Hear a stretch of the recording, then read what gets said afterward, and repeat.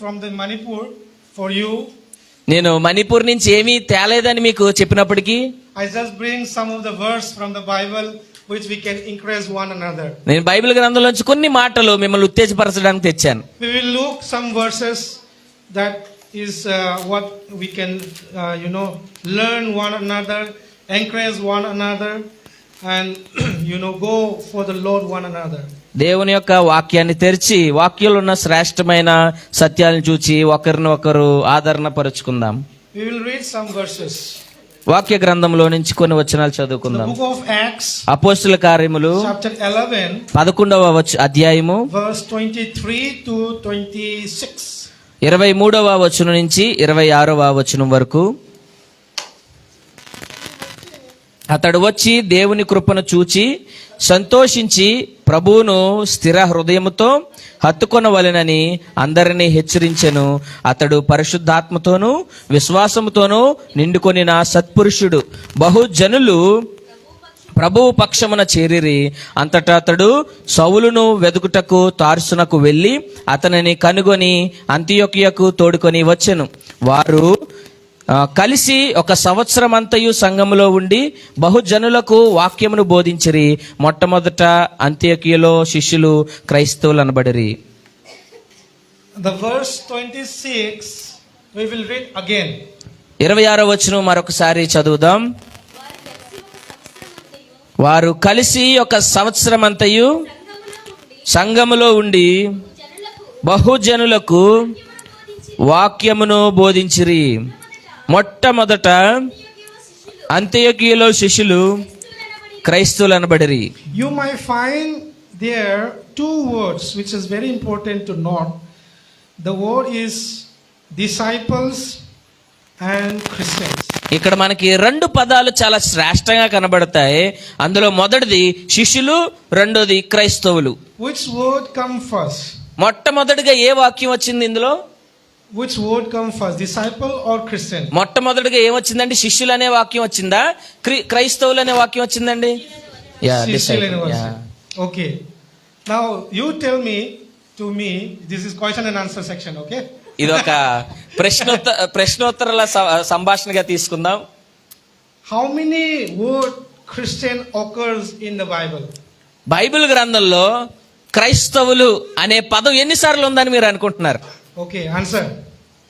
చెప్పాలి, జవాబు చెప్పే సమయం ఇది. How many times the word Christian occurs in the Bible? ఎన్నిసార్లు బైబిల్ గ్రంథంలో క్రైస్తవులు అనే మాట రాయబడి ఉంది? Many times whenever you go, when someone said, are you Christian? Yes, I am Christian. Okay? మనం చాలా చోట్లకి వెళ్ళినప్పుడు ఎవరు అడుగుతుంటారు, మీరు క్రైస్తవులైనా దేవుడు నమ్ముకున్నారంటే అంటే మనం చేయెత్తి అవును మేము క్రైస్తవులు అని చెప్తా ఉంటాం. When anyone says that, I am Christian, I am Christian. అప్పుడు మనం చెప్తుంటాం నేను క్రైస్తవునే దేవుడు నమ్మేసుకున్నాను అని చెప్తా ఉంటాం. So you tell me how many times the word Christian occurs in the Bible? కాబట్టి మనం క్రైస్తవులు అని పిలువబడుతున్నాం కాబట్టి బైబిల్ గ్రంథంలో క్రైస్తవులు అనే మాట ఎన్నిసార్లు రాయబడి ఉందో మనం ఆలోచిద్దాం.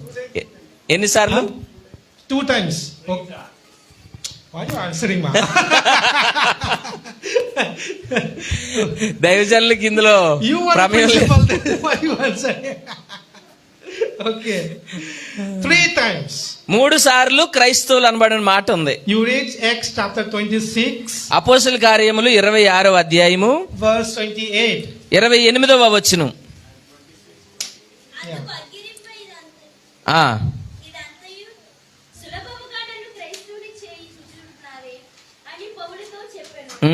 సులభముగా నన్ను క్రైస్తవుని చేయుచున్నావని పౌలుతో చెప్పాను. ఓకే, నౌ ఫస్ట్ పీటర్, మొదటి పేతురు చాప్టర్ 4 4వ అధ్యాయము verse 16.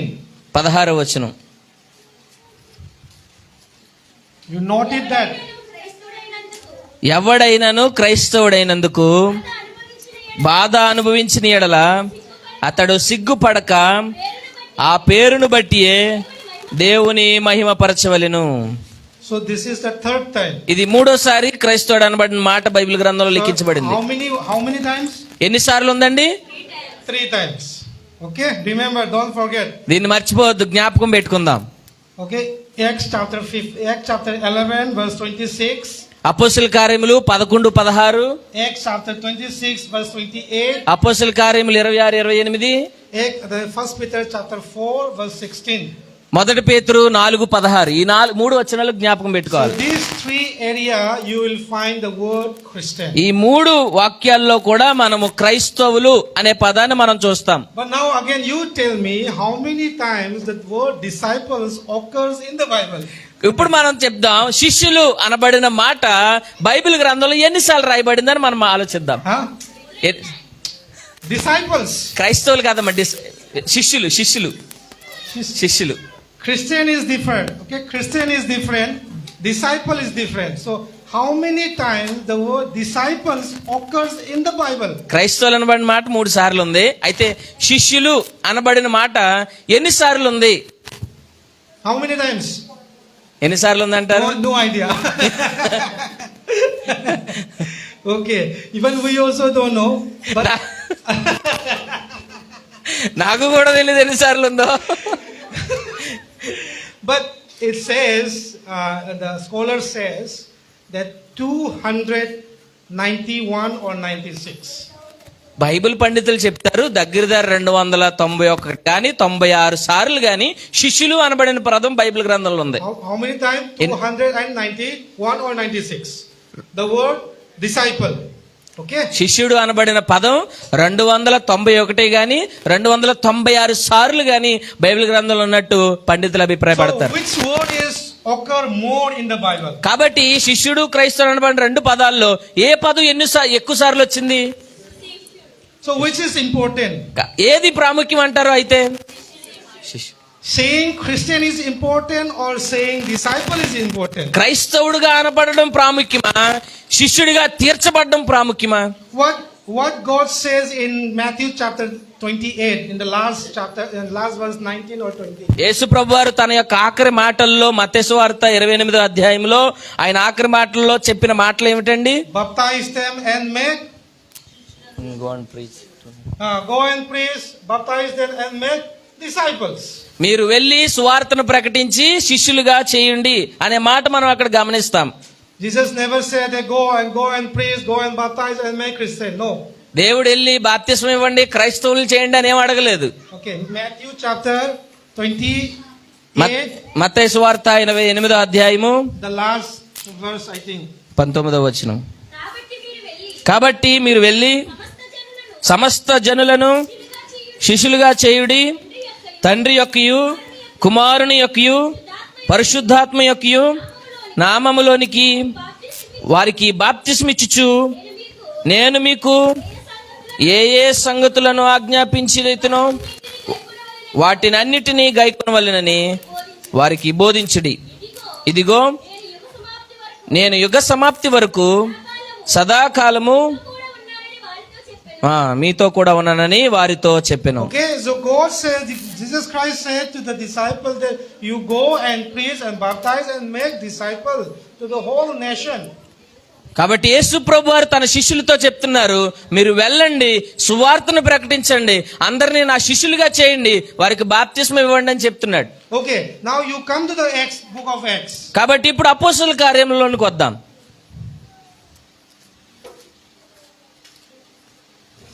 అపోస్తలుల కార్యములు 11వ అధ్యాయం.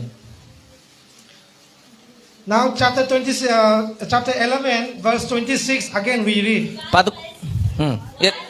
వారు కలిసి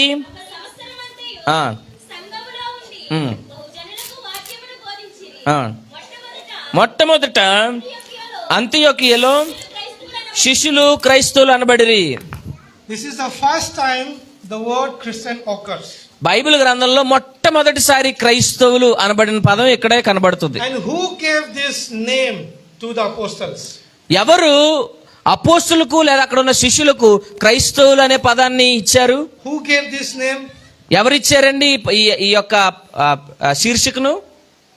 ఎవరిచ్చారంటారు? ఎవరు ముందుగా పిలిచారంటారు? The వాళ్ళు people of Antioch gave the name to the apostle that truly these are the disciples of Jesus Christ. అక్కడ అంతియోకియా అనే యొక్క ప్రాంతంలో ఉన్న ప్రజలు మొట్టమొదటిగా అక్కడ ఉన్న శిష్యులను చూసి వీరు నిజమైన క్రైస్తవులు అని చెప్పారు. And how many years they were working in the Antioch? ఎన్ని సంవత్సరాలు వారు అలా పిలిస్తే వాళ్ళకి ఒక పేరు వచ్చింది? Whole 1 year. మొత్తం ఒక సంవత్సరం అంతా. Okay, now you read verse 25.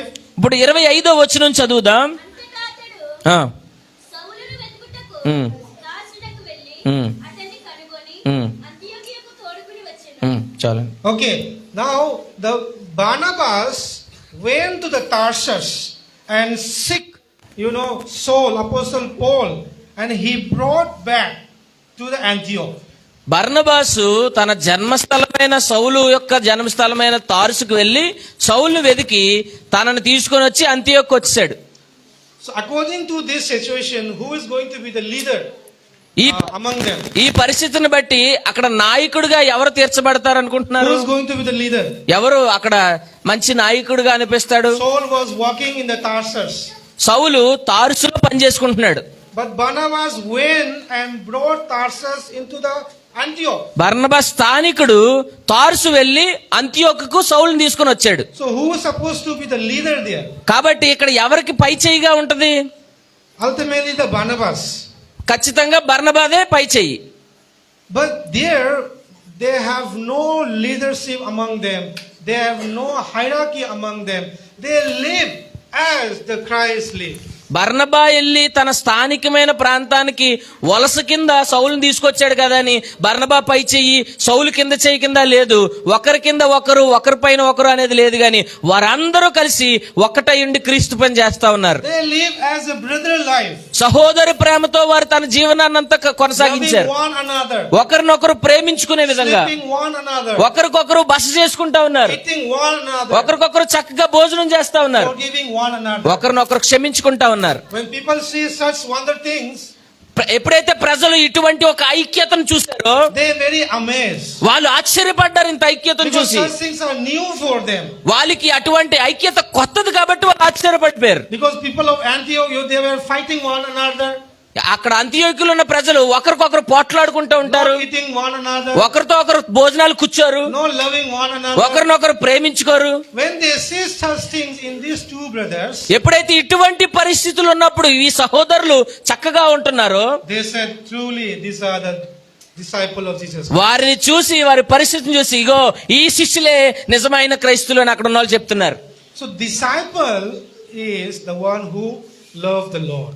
కాబట్టి శిష్యుడు అనబడిన వాడు దేవునిని నిజంగా ప్రేమించేవాడు. Do you love the Lord? మీరు యేసు ప్రభుని ప్రేమిస్తున్నారండి? Yes. హల్లెలూయా.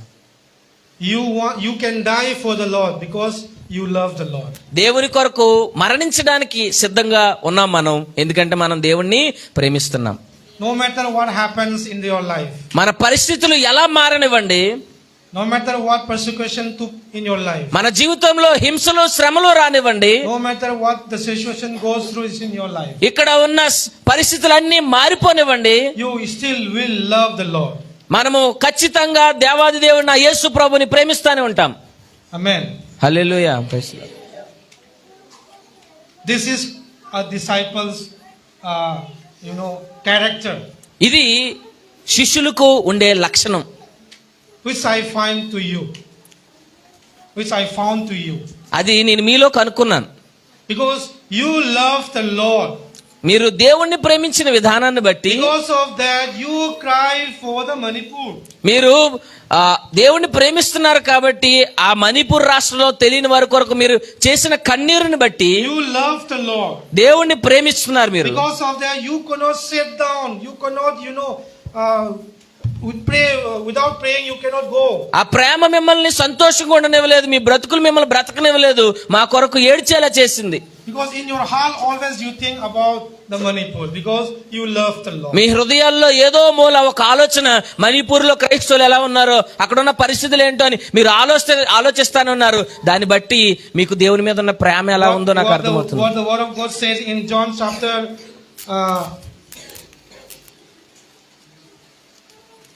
దేవుని యొక్క వాక్యం యోహాను సువార్తలో in John chapter 8 verse 31, 8:31లో 8:31 కాబట్టి యేసు తను నమ్మిన యూదులతో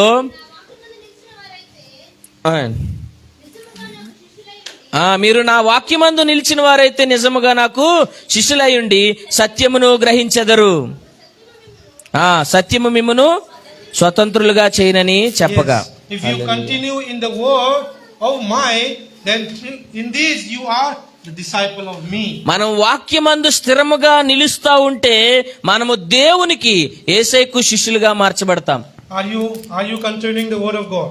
దేవుని యందు దేవుని వాక్యములో స్థిరంగా నిలుస్తా ఉన్నారా అండి? Are you truly following the word of God? Are you truly love the Lord? దేవుని యొక్క వాక్యాన్ని స్థిరంగా ప్రేమించి దాని యందు విధేయత చూపిస్తున్నామా? Yes. Yes. You love the Lord. మీరు దేవుణ్ణి ప్రేమిస్తున్నారు. So who are you now? ఇప్పుడు మీరు ఎవరు? Are you disciple or a Christian? మీరు క్రైస్తవులా శిష్యులా?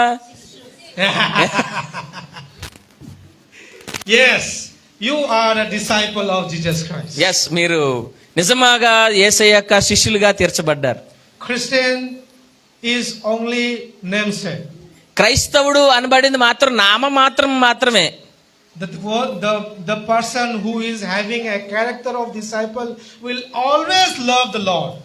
ఎవరైతే శిష్యుడు అనబడిన వాడికి ఉండవలసిన లక్షణాలు కలిగి ఉంటాడో వాడు ఖచ్చితంగా యేసయ్యను ప్రేమిస్తూ ఉంటాడు. He will always search, he or she will always search about the Lord. వారు ఎప్పుడు కూడా యేసయ్య కోసం దేవుడి యొక్క ప్రత్యక్ష కోసం తపన పడతానే ఉంటారు. You know the disciples of Matthew, Mark, Luke, the Thomas, Peter, how they died.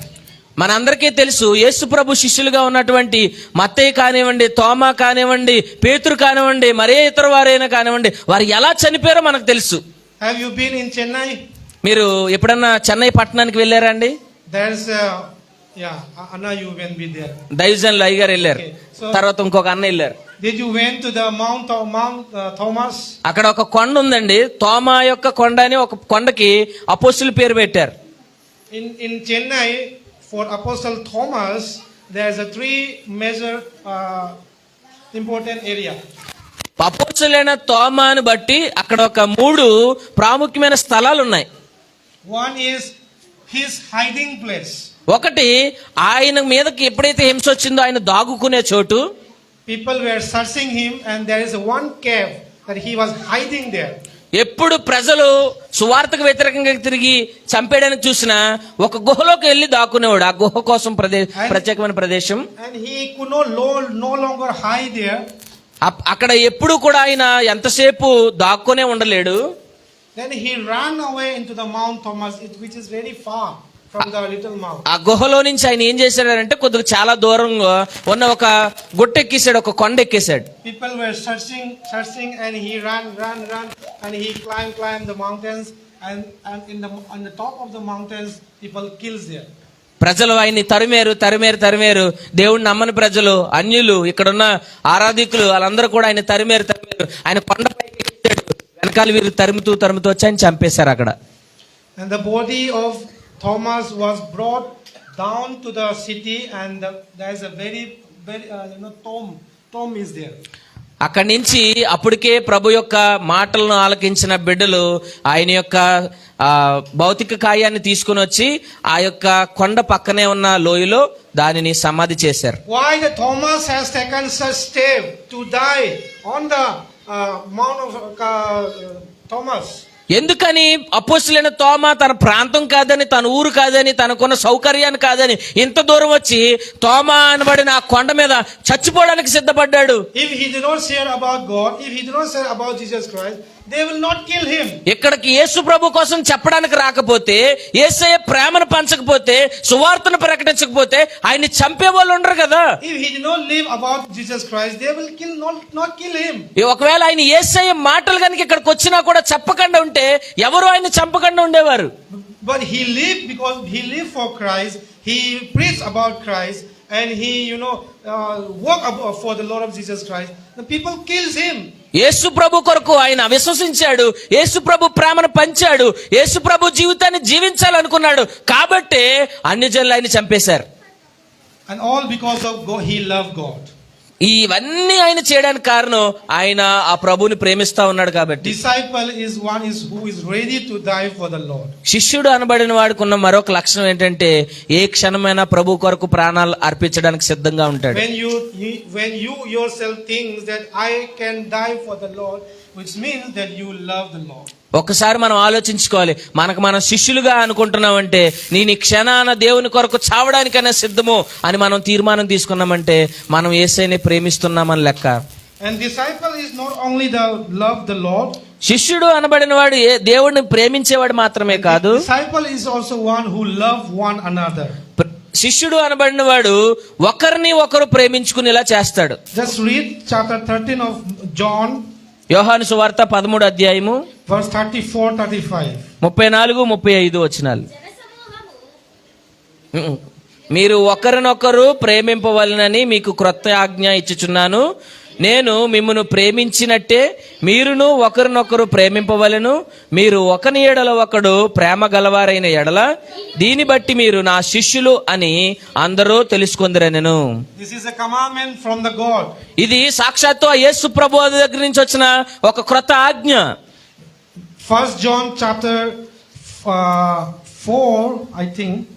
మొదటి యోహాను రాసిన పత్రిక 4వ అధ్యాయము verse 20. 20వ వచనం ఈ విధంగా రాయబడి ఉన్నది. ఎవడైనను నేను దేవుని ప్రేమించుచున్నానని చెప్పి తన సహోదరుని ద్వేషించిన ఎడల అతడు అబద్ధికుడగును. తాను చూచిన తన సహోదరుని ప్రేమింపని వాడు తాను చూడని దేవుణ్ణి ప్రేమింపలేడు. దేవుని ప్రేమించేవాడు తన సహోదరుని కూడా ప్రేమింపవలన ఆజ్ఞ. What is that? If you love God, if you do not love your brothers, you are a liar. మనం దేవుణ్ణి ప్రేమిస్తున్నామని చెప్పి మన సాటి సహోదరుల్ని ప్రేమించలేనప్పుడు మనం అబద్ధికులము అని వాక్యం చెప్తుంది. Okay. అర్థమవుతుందండి?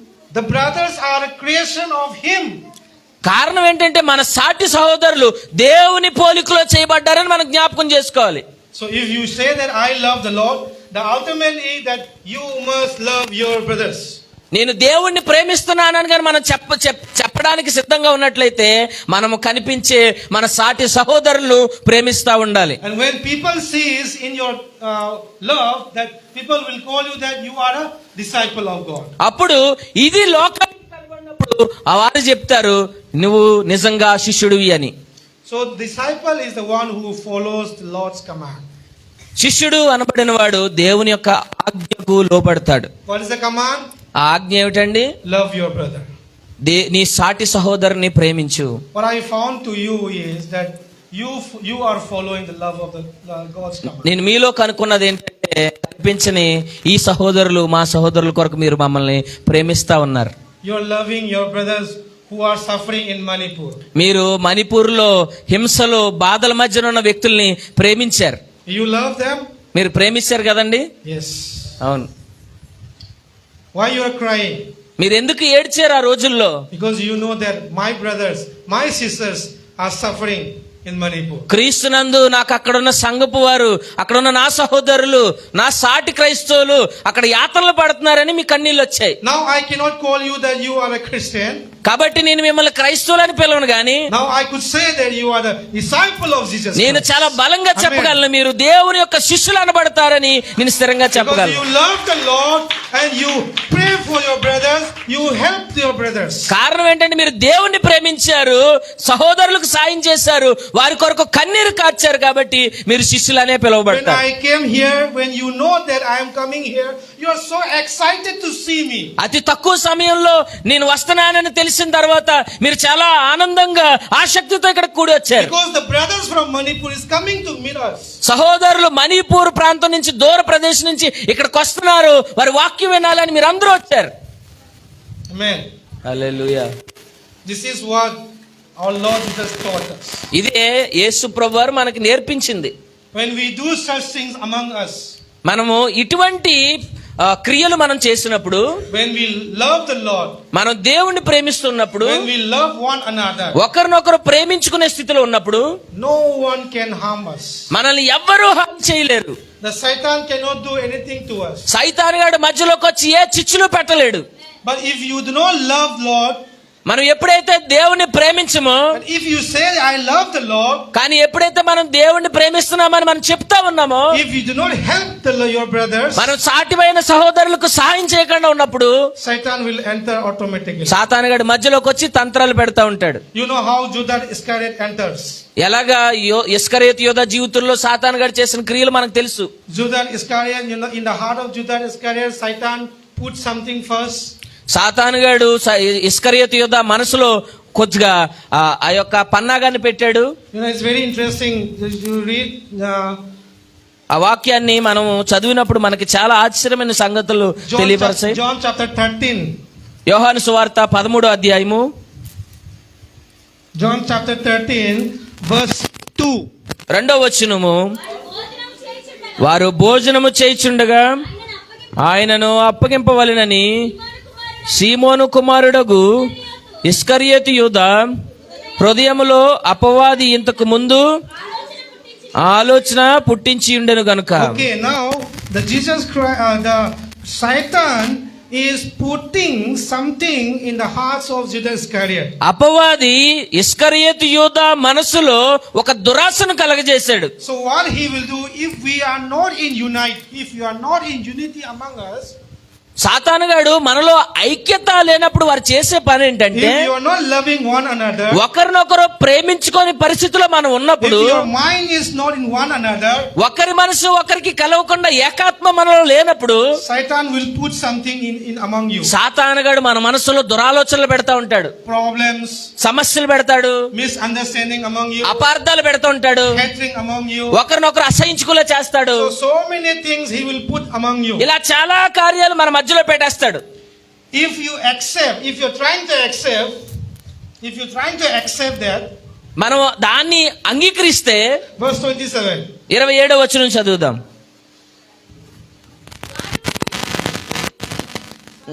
వాడు ఆ ముక్క పుచ్చుకొనగానే సాతాను వానిలో ప్రవేశించెను. యేసు నీవు చేయుచున్నది త్వరగా చేయమని వానితో చెప్పగా. So what he did, Satan, what he is doing? ఆ ముక్క తీసుకోగానే సైతానుగాడు ఏం చేశాడు? Satan enters. ముందు దురాలోచన పెట్టాడు, ఇప్పుడు సైతానుగాడే ప్రవేశించేశాడు. So Satan enters. సాతానుగాడు లోపలికి వచ్చాడు, ఇస్కరియోతు లోపలికి. First he will put something into the heart of the man, మొట్టమొదటిగా వాడు దురాలోచన దురాశ పెడతాడు. and he will enter. తర్వాత దాన్ని గనక మనం అంగీకరించి కొనసాగితే వాడే మన లోపలికి వచ్చేస్తాడు.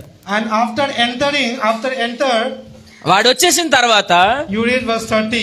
30వ వచనం చదువుదాం ఏం జరిగిందో. వాడు ఆ ముక్క పుచ్చుకొని వెంటనే వాడు ఆ మొక్క పుచ్చుకొని వెంటనే ఇంటికి వెళ్ళెను. బయటికి వెళ్ళాను.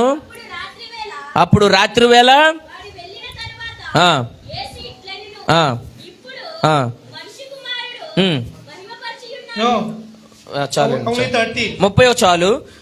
ఆ ముక్క పుచ్చుకొనగానే It was night that he went away. ఆ రాత్రి వేళ తను ఆ ముక్క పుచ్చుకొని వెళ్ళిపోయాడు. He ran away from the presence of God. దేవుని యొక్క సాన్నిధ్యంలోంచి, ఆ ప్రభు వల్ల ఆరాధనలోంచి అడు పారిపోయాడు ఇస్కరియోతు యూదా. He ran away from the presence of brothers. దేవుని యొక్క సన్నిధిలో, ప్రజల యొక్క సముఖములో, సంఘంలోంచి దూరంగా వెళ్ళిపోయాడు. So if you don't love one another, ఒకరినొకరు ప్రేమించిన పరిస్థితులు if ఉన్నప్పుడు, you do not forgive one another, ఒకరినొకరు క్షమించుకోలేని పరిస్థితులు if ఉన్నప్పుడు, you do not pray one another, ఒకరికొకరు ప్రార్థన చేసుకోలేని if పరిస్థితులు you do ఉన్నప్పుడు, not help one another, ఒకరికొకరు సాయం చేయలేని పరిస్థితులు ఉన్నప్పుడు Satan will enter to you. సాతానుగాడు మధ్యలోకి వచ్చేస్తాడు. And you will be in the trap. మనము ఉచ్చులో పడిపోతాం, సాతానుగాడు ఉచ్చులో. But what I found to you now is, కానీ మీ మధ్య నేను కనుక్కున్నది ఏంటంటే, you have loved God, మీరు దేవుణ్ణి ప్రేమిస్తున్నారు, you have loved your brothers, మీ సహోదరులు మీరు ప్రేమిస్తున్నారు, you have prayed for your brothers, మీరు మీ యొక్క సహోదరులు బాధపడుతుంటే ప్రార్థనలు చేస్తున్నారు, and you are helping your brothers. వారికి ప్రార్థనలు మాత్రమే కాదు చేయితో సాయం చేశారు. Satan will fear of you. అప్పుడు మిమ్మల్ని చూసినప్పుడు ఆ సాతానుగాడు వణకడం ప్రారంభిస్తున్నాడు. హల్లెలూయా. Okay. Praise the Lord. So this is what we are seeing in you that truly that you are a disciple of Jesus Christ. ఇది నాకు కనబడింది, మీరు నిజంగా యేసుక్రీస్తు వారి యొక్క శిష్యులై ఉన్నారు. When I see such things, such qualities, such characters among you, ఈ లక్షణాలు మీలో చూసినప్పుడు we could not stop there and think about you and having a heart of thanks to you. మీకోసం ఆలోచించకుండా, మీ కొరకు ప్రార్థన చేయకుండా, మిమ్మల్ని కలవకుండా నేను అక్కడ ఉండలేకపోయాను. I came alone. నేను ఒక్కడనే వచ్చాను అక్కడి నుంచి. When Anna came, that 19 people came. దైవజనులు అన్న వీళ్ళందరూ వచ్చినప్పుడు 19 మంది వచ్చారు. But I came alone here. నేను ఒక్కడనే ఇక్కడికి వచ్చాను మిమ్మల్ని చూడడానికి. It's because that I love you really. కారణం ఏంటంటే మిమ్మల్ని హృదయపూర్వకంగా ప్రేమిస్తున్నాను. The work that you have done for us. మీరు చేసిన ప్రతి చిన్న సహాయము కూడా, the prayer that you have prayed for మీరు us. చేసిన చిన్న చిన్న ప్రార్థనలు, గొప్ప ప్రార్థనలు అన్ని It's so amazing to see you. మా జీవితాల్లో ఎంతో గొప్ప ఆశ్చర్యాన్ని కలగజేశాయి. May God bless you. దేవుడు మిమ్మల్ని దీవించును. Yeah. Amen. Hallelujah. I hope that you will continue to pray for us. మీరు మా కొరకు మీ అనుదిన ప్రార్థనలో జ్ఞాపకం చేసుకుంటారని నేను విశ్వసిస్తున్నాను. I have 2 kids. నాకు 2 పిల్లలు ఉన్నారు. 1 boy and 1 girl. ఒక అబ్బాయి, ఒక అమ్మాయి. I have only 1 wife. నాకు ఒకే ఒక భార్య ఉంది.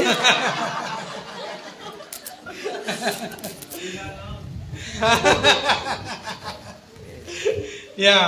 So the ministry is doing very well now because of your prayer support. మీ ప్రార్థనల వల్ల ప్రస్తుతం అక్కడ ఉన్న పరిచర్య కొద్దిగా సద్దుమణిగి బాగా జరుగుతుంది. Brother Abraham's family is helping Lord in the ministry. ఇక్కడ నుంచి వెళ్ళి అక్కడ పరిచర్య చేస్తున్న దైవజనులు అబ్రహాం గారి యొక్క కుటుంబం కూడా పరిచర్యలో బాగా సాగుతుంది. Looking for the new opportunity to do the ministry. కొత్త అవకాశాలు ఎక్కడ ఉంటాయో, ఎక్కడ పరిచర్య ప్రారంభించాలని మేము ఎదురు చూస్తా ఉన్నాం ఆ ప్రాంతాల్లో. And our brothers are also praying for you all. అక్కడున్న ప్రజలు మీరు చేసిన సహాయాన్ని బట్టి కృతజ్ఞతలతో మీ కొరకు నిరంతరం ప్రార్థన చేస్తా ఉన్నారు. So please pray for Manipur, for the brothers, especially the believers there, and for our ministry. కాబట్టి న్యూస్ పేపర్లో పడలేదనో, వార్తలు చూడలేదనో, మణిపూర్లో అఘాయిత్యాలు ఆగిపోయాయని మీరు అనుకోవద్దు. నిరంతరము వారి కొరకు ప్రార్థన చేస్తానే ఉండండి. Pray for the central government, pray for the state government. కేంద్ర ప్రభుత్వంలో ఉన్న వారి కఠినమైన మనసులు మారాలని ప్రార్థన చేయండి. అక్కడ ఉన్న రాష్ట్ర ప్రభుత్వంలో ఉన్న ప్రభుత్వ అధికారుల మనసులు మారాలని మీరు ప్రార్థన చేయండి. Pray that believers may not discourage. అక్కడ ఉన్న విశ్వాసులు ఏమాత్రం నిరుత్సాహపడి వెనక్కి వెళ్ళిపోకుండా ఉండలాగానే ప్రార్థన చేయండి. Pray that believers do not harm anything. అక్కడ ఉన్న విశ్వాసులు ఎవరు కూడా వారిని వారు ఏమాత్రం కూడా హాని చేసుకోకుండా ఉండే విధంగా ప్రార్థన చేయండి. So I hope now that you will pray. నేను ఇప్పుడు అనుకుంటున్నాను మీరు ఖచ్చితంగా మా కొరకు ప్రార్థన చేస్తారని. Why you will pray? ఎందుకు మీరు ప్రార్థన చేస్తారో తెలుసా? Because కారణం you are disciple of Jesus Christ. మనం దేవుని శిష్యులం కాబట్టి మనం ప్రార్థన చేస్తాం. Okay? You are a disciple of Jesus Christ. You will pray for us. మనము యేసుక్రీస్తు వారి శిష్యులుగా ఉన్నాం కాబట్టి మనం వారి కొరకు ప్రార్థన చేస్తాం. Thank you, Anna. Thank you so much. దయచేసి అయ్య గారికి ఈ సమయం ఇచ్చినందుకు వందనాలు. Thank you, Auntie. All the sisters, may God bless you all and thank you for this. అమ్మగారికి వందనాలు. ఈ సమయంతో మీరు చాలా చక్కగా విన్నందుకు మీకు వందనాలు చెల్లించుకుంటున్నాను. దేవుడు అందరినీ దీవించును గాక.